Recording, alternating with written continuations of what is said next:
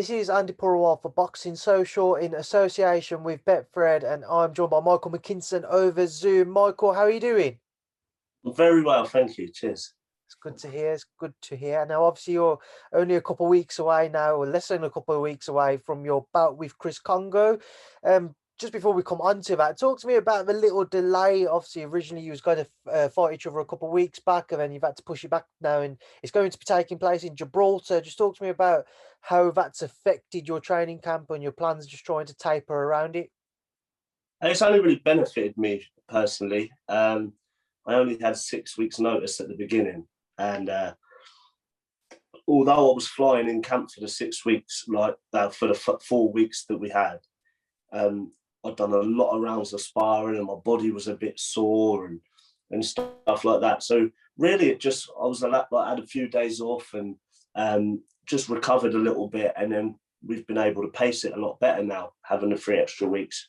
It's just been a bonus. What's your understanding of kind of how the journey and the week will play out then? Obviously, the bout taking place in Gibraltar on the Povetkin White 2 undercard, but what's your understanding of how everything's going to play out? It's going to be quite bizarre, isn't it? Like having to start the bubble in London, and then we get transported to a chartered flight, I heard, and straight into Gibraltar, So it's going to be really bizarre. It's going to be a great experience. Like, obviously, there's not many shows that are in places like that. So it's going to be an unbelievable experience. It's going to be even more special, my first night on the big stage. But I can't really look at that sort of thing. Like, I've got a job to do, and my sole focus is to get a job done on Chris Kongo. So yeah, like, that's all I'm focused on. So when do you guys actually first travel into quarantine in a hotel? Is it before this coming show on Saturday? You got the Okolie Glavatsky card, or will it be on Sunday and then traveling on Monday? No, it's actually Tuesday. Okay. So we travel to London on Tuesday. We stay there the night, do the COVID test, stay there the night, and then as long as we are COVID negative, we're in the bubble, and then we'll fly the Wednesday to Gibraltar. Or everybody that's involved in the boxing, so I'm guessing Chris will be on the same flight and stuff like that. And fight on the Saturday. So it's going to be quite a busy week. I mean, I take it you're not going to be choosing your seats, mate. No, I couldn't care if he was the seat next to me, mate. I haven't really focused on Chris as much this training camp. I haven't watched any of his interviews. I get tagged in a lot. I haven't watched any of his interviews. I've got him on social media, so I've seen as I click through his stories and stuff. I'll click onto them, but I don't go out my way to watch anything he's doing. All I've been doing is focusing on myself. I've had the best camp ever. I've got a great team around me, so that's all I need to do. I'll see that he has a lot of media team that follow him every day. He's always posting and stuff like that. So we've had our motto, less media, more work, and that's what we've done. And I just can't wait to. I can't wait to show everybody and make a statement to boxing on the 27th. Michael, certainly for a while now, you've been considered, and you've said it so yourself, an avoided man of the welterweight division. Why do you think it is? Why do you think it's taken until now to get this opportunity? It could be many reasons. Like you've seen in the way I fight, I make good fighters, because I do fight good fighters. I make good fighters look bad and look average, So that could be a reason. I haven't been a big name in boxing, although I've got probably the best looking record in the UK. I'm not a big name in boxing, so that could be another. I don't bring enough to the table, I'm a big risk, but a very low reward. So for a long time, everyone knows I've been knocking on the door and I've been screaming and screaming and screaming. Nothing ever came about. I've just been put into a corner, fight everybody that's placed in front of me with a smile on my face and do it with ease. But I've always thought that I'm, no disrespect to everyone that I've fought, because they've been unbeaten fighters, big ticket sellers, I fought them in their home backyards. Dangerous punchers, unknown internationals. So no disrespect to my opponents, but I've always believed I belong at the next level, and now I get my opportunity to prove that. So this will be your 20th fight, Michael. Do you see it as, even though it's your 20th fight, it would be your breakout fight if you was to be successful? Yeah, this is my defining fight, really, isn't it? Like, I'm doubted by many. I'm so mentally strong. I'm so confident in this fight. But really, this is the fight that could catapult me and change mine and my family's life. You know, winning this fight could really do great things for me. So it's a must win. I know you said earlier you focused on yourself a lot more rather than looking at what Chris has been up to throughout your preparations. In the build up to a fight, though, are you somebody who studies your opponent, or are you not one to kind of look into that? I know who Chris is. Like, I've watched all of his fights before this fight was made. Well, not all of his fights, but I've watched him for a few years. I've sparred him. I've had him on social media for years. Like, he's no stranger to me.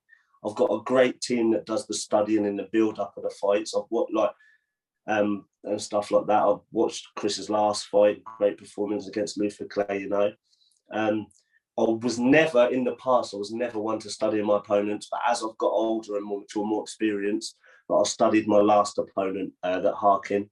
I watched two of his fights in the build up, and the two fights I watched of Martin Harkin, he knocked the lads clean out. So yeah. As I've got older, I've been a bit more like watch my opponents, but I've got a great team around me to do the studying. Do you feel a pressure heading into this one, Michael, knowing what is on the line, knowing what could be in store for you in the future? There's a bit of pressure there, but let's face it, the world's watching Chris Kongo. He's the bookie's favourite. Like, really, to the non-boxing people and the people that don't know a heck of a lot about boxing, they're all going to be lumping money on Chris Kongo. Do you know what I mean? So the world's watching him. He's the favourite. I love the underdog mentality. Yeah, I just can't wait. This is more exciting than me than pressure. But there is a bit of pressure there because this could really change my life. And, diamonds are made under pressure. You know what I mean? Michael, it'd be very easy for people to think if you were to be successful, it would be via the cards. Do you think your record is a little deceiving with only 2 stoppage victories out of your 19 so far? I think so, because the caliber of opponent I'm fighting are real opponents every time, and I've dropped like 5 of my last 7 opponents. Like, I think 3 or 4 of them are more than once. Like, I've dropped them more than once in the fight. So my opponents say that I'm not a non-puncher. My sparring partners say that as well. So yeah, but if he wants to think that, and if he thinks he can walk straight through me, let him think that. Let him think that. You mentioned earlier, obviously, you shared a ring with Chris in sparring previously. What can you draw from those experiences, and what can you take from them heading into next week? I'm not really going to take anything from that because it was 10 rounds, but 4 years ago. Yeah. Chris, it was 4 years ago now. Chris was only 2-0 as a pro. I was already training for my first title fight. It was in camp for my first title fight. So I'd be a fool to judge everything on that 10 rounds. He's obviously a lot more experienced since then. But look at my ring experience since my first title fight. Like, the caliber of opponents I've fought have been brilliant. You can't really argue, So yeah, I can't really take a lot from the sparring. But I'm very, very confident. I'm very confident. I'm going to Gibraltar very, very confident. So talking about the fight itself, Michael, how do you envisage the bout playing out between the pair of you? I think it's going to be a great fight. Like, Chris is a great fighter. He's not as if he's a boring fighter to watch. But if he thinks he's gonna try and walk me down, then he could come unstuck early.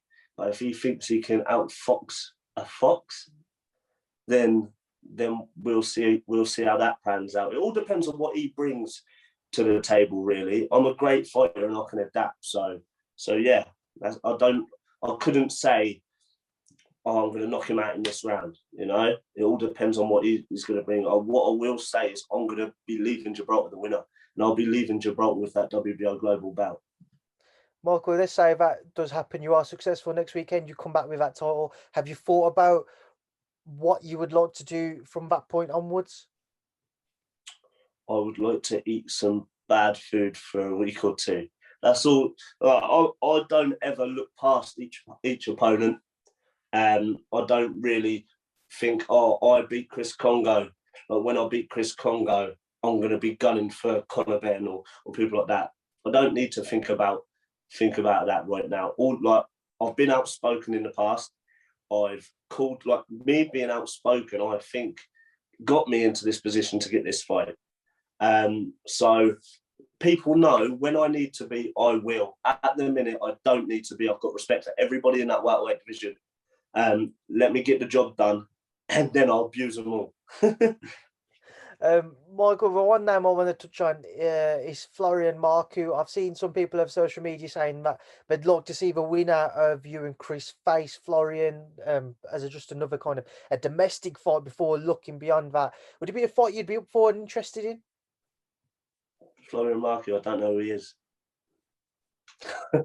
I see in one of his interviews, he said he don't know who I am. Like, do you know what I mean? Like, he's probably not looking further enough up the rankings. Like, to be fair, like I personally think, like, no disrespect to Florian, he's the new kid on the block. He's very confident. He looked really good against Charlton the other day. I want nothing against the lad, but I see the winner of like McKinson Kongo sitting at the top of the like top of the table or close to the top of the table. So it all depends what would make sense at the time for me. Like, do you know what I mean? I 100% beat FLORIAN MARKU, but would it make sense after that? Like, let's talk about that once the job's done, you know? Like, if the money's right, you can get a beating. Michael, I want to leave a final word to yourself now before I leave you to enjoy the rest of your day. I'm sure you've got another session ahead of you later this evening. Just for everybody who's going to continue to follow your journey, everybody who's supported you so far and ahead of next weekend, what would you like to say to them? You know, obviously, my mighty Portsmouth supporters can't travel with me and can't come to this fight, but I know they're gunning to be buying tickets as soon as shows come back. So, and I know I'm going to have a lot of support watching the fight. I'm blessed to be a popular lad from Portsmouth. All my sponsors I'd like to give thanks to because they're the backbone of my career. And more importantly, like my team, because I'm a product of a great team. Like, I put the work in and like I'll do as I'm told, but everyone plays a big part in my team. You know, I've got my dad, who's obviously trained me like since I was old enough to walk, and I've got Gav Jones and Miles Harding who are always in the gym helping me like day in, day out. I've got Gary Jones, my strength and conditioning. I've got Melissa and Christian who look after my body and my mind like each week without fail. I've got Sam Kennett who's helped me out like as well, and also my nutritionist, because I'll tell you what, nutrition is the most important thing. And I've got Greg Allison who's been there for a few years and he always gets me down a welterweight strong. And also I've had some good advice from Jack Coke, another nutritionist this camp as well. So I'll give thanks to all my team for what they've done to me to get me to this point. Michael, we will leave that there now. I'll leave you to enjoy the rest of your day, like I say. Best of luck next weekend, and thank you for speaking to Boxing Social. Brilliant. Thank you very much.